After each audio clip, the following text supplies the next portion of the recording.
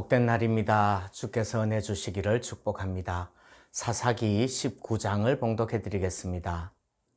이스라엘의 왕이 없을 그때에 에브라임 산지 구석에 거류하는 어떤 레위 사람이 유다 베들레헴에서 첩을 맞이하였더니 그 첩이 행음하고 남편을 떠나 유다 베들레헴 그의 아버지의 집에 돌아가서 거기서 넉 달 동안을 지내매 그의 남편이 그 여자에게 다정하게 말하고 그를 데려오고자 하여 하인 한 사람과 나귀 2마리를 데리고 그에게로 가매 여자가 그를 인도하여 아버지의 집에 들어가니 그 여자의 아버지가 그를 보고 기뻐하니라. 그의 장인 곧 그 여자의 아버지가 그를 머물게 하매 그가 3일 동안 그와 함께 머물며 먹고 마시며 거기서 유숙하다가 넷째 날 아침에 일찍이 일어나 떠나고자 하매 그 여자의 아버지가 그의 사위에게 이르되 떡을 조금 먹고 그대의 기력을 돋운 후에 그대의 길을 가라 하니라. 두 사람이 앉아서 함께 먹고 마시매 그 여자의 아버지가 그 사람에게 이르되 청하노니 이 밤을 여기서 유숙하여 그대의 마음을 즐겁게 하라 하니 그 사람이 일어나서 가고자 하되 그의 장인의 간청으로 거기서 다시 유숙하더니 5째 날 아침에 일찍이 일어나 떠나고자 하매 그 여자의 아버지가 이르되 청하노니 그대의 기력을 돋우고 해가 기울도록 머물라 하므로 두 사람이 함께 먹고 그 사람이 첩과 하인과 더불어 일어나 떠나고자 하매 그의 장인 곧 그 여자의 아버지가 그에게 이르되 보라 이제 날이 저물어 가니 청하건대 이 밤도 유숙하라. 보라 해가 기울었느니라. 그대는 여기서 유숙하여 그대의 마음을 즐겁게 하고 내일 일찍이 그대의 길을 가서 그대의 집으로 돌아가라 하니 그 사람이 다시 밤을 지내고자 하지 아니하여 일어나서 떠나 여부스 맞은편에 이르렀으니 여부스는 곧 예루살렘이라. 안장 지운 나귀 2마리와 첩이 그와 함께 하였더라. 그들이 여부스에 가까이 갔을 때에 해가 지려 하는지라. 종이 주인에게 이르되 청하건대 우리가 돌이켜 여부스 사람의 이 성읍에 들어가서 유숙하십시다 하니 주인이 그에게 이르되 우리가 돌이켜 이스라엘 자손에게 속하지 아니한 이방 사람의 성읍으로 들어갈 것이 아니니 기브아로 나아가리라 하고 또 그 종에게 이르되 우리가 기브아나 라마 중 한 곳에 가서 거기서 유숙하자 하고 모두 앞으로 나아가더니 베냐민에 속한 기브아에 가까이 이르러 해가 진지라. 기브아에 가서 유숙하려고 그리로 돌아 들어가서 성읍 넓은 거리에 앉아 있으나 그를 집으로 영접하여 유숙하게 하는 자가 없었더라. 저녁 때에 한 노인이 밭에서 일하다가 돌아오니 그 사람은 본래 에브라임 산지 사람으로서 기브아에 거류하는 자요 그곳 사람들은 베냐민 자손이더라. 노인이 눈을 들어 성읍 넓은 거리에 나그네가 있는 것을 본지라. 노인이 묻되 그대는 어디로 가며 어디서 왔느냐 하니 그가 그에게 이르되 우리는 유다 베들레헴에서 에브라임 산지 구석으로 가나이다. 나는 그곳 사람으로서 유다 베들레헴에 갔다가 이제 여호와의 집으로 가는 중인데 나를 자기 집으로 영접하는 사람이 없나이다.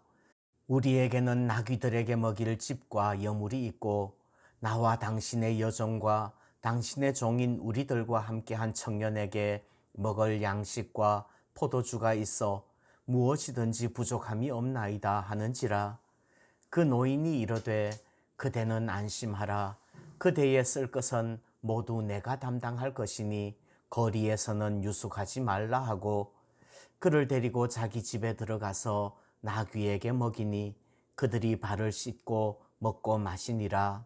그들이 마음을 즐겁게 할 때에 그 성읍의 불량배들이 그 집을 에워싸고 문을 두들기며 집주인 노인에게 말하여 이르되 내 집에 들어온 사람을 끌어내라.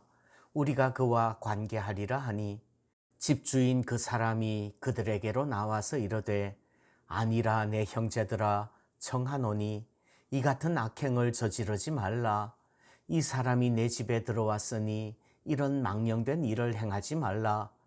보라, 여기 내 처녀 딸과 이 사람의 첩이 있은즉 내가 그들을 끌어내리니 너희가 그들을 욕보이든지 너희 눈에 좋은 대로 행하되 오직 이 사람에게는 이런 망령된 일을 행하지 말라 하나, 무리가 듣지 아니하므로 그 사람이 자기 첩을 붙잡아 그들에게 밖으로 끌어내매 그들이 그 여자와 관계하였고 밤새도록 그 여자를 능욕하다가 새벽 미명에 놓은지라. 동틀 때에 여인이 자기의 주인이 있는 그 사람의 집 문에 이르러 엎드러져 밟기까지 거기 엎드러져 있더라. 그의 주인이 일찍이 일어나 집 문을 열고 떠나고자 하더니 그 여인이 집 문에 엎드러져 있고 그의 두 손이 문지방에 있는 것을 보고 그에게 이르되 일어나라, 우리가 떠나가자 하나 아무 대답이 없는지라. 이에 그의 시체를 나귀에 싣고 행하여 자기 곳에 돌아가서 그 집에 이르러서는 칼을 가지고 자기 첩의 시체를 거두어 그 마디를 찍어 12덩이에 나누고 그것을 이스라엘 사방에 두루 보내매 그것을 보는 자가 다 이르되 이스라엘 자손이 애굽 땅에서 올라온 날부터 오늘까지 이런 일은 일어나지도 아니하였고 보지도 못하였도다. 이 일을 생각하고 상의한 후에 말하자 하니라. 아멘. 어제 18장도 그때에 이스라엘에 왕이 없었고 라고 시작을 하는데 오늘 19장도 이스라엘에 왕이 없을 그때에 라고 시작을 합니다. 왕이라는 말은 통치라는 의미지요. 왕이 있다면 왕의 통치에 순종해야 할 겁니다. 그런데 왕이 없으면 자기 소견에 옳은 대로 자기 마음대로 행하는 거예요. 결국 자기 자신이 왕이 되는 거지요.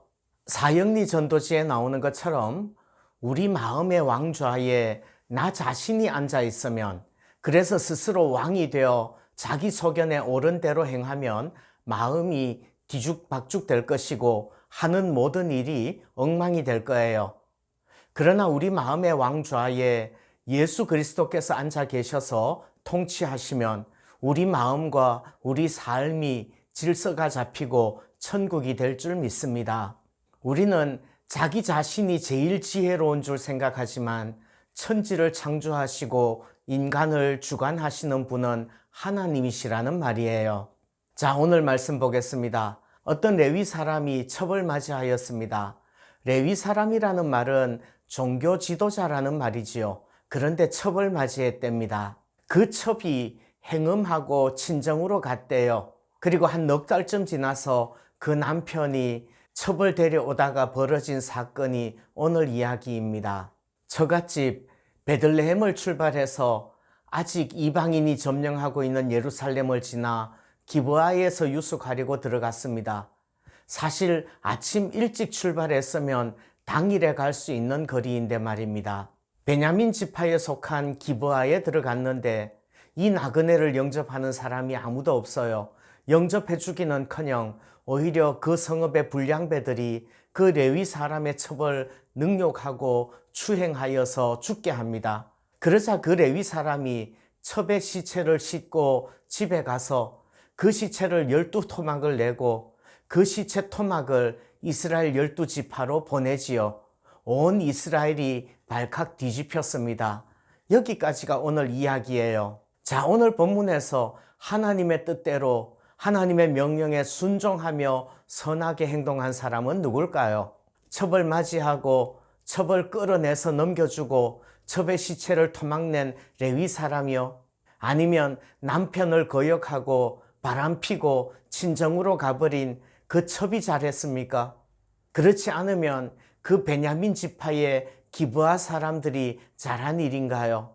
오늘 본문에서 선하게 행동한 한 사람이 있다면 그 레위인을 영접한 노인일 거예요. 그런데 자세히 보면요, 그 사람은 원래 이 동네 사람이 아니고 에브라임 산지 사람이에요. 지금 기브아에 거류하고 있는 사람일 뿐이죠. 그 사람도 기브아의 본토백이 기득권자는 아니라는 말이에요.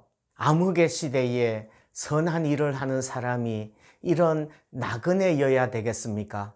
22절에서 내 집에 들어온 사람들을 끌어내라, 우리가 그와 상관하리라 하는 말은 창세기 19장에서 소돔성 사람들이 롯의 집에 온 천사들을 끌어내라고 말할 때 한 표현과 똑같습니다. 단지 그인지 그들인지 단수 복수의 차이뿐이지요.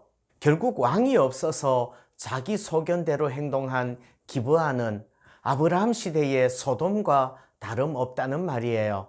지금도 하나님을 진정한 왕으로 섬기지 않는다면 우리의 삶이 소돔이 될 거라는 말이죠. 오늘 하루도 온전히 왕이신 주님께 순종하는 복된 날 되기를 소원합니다.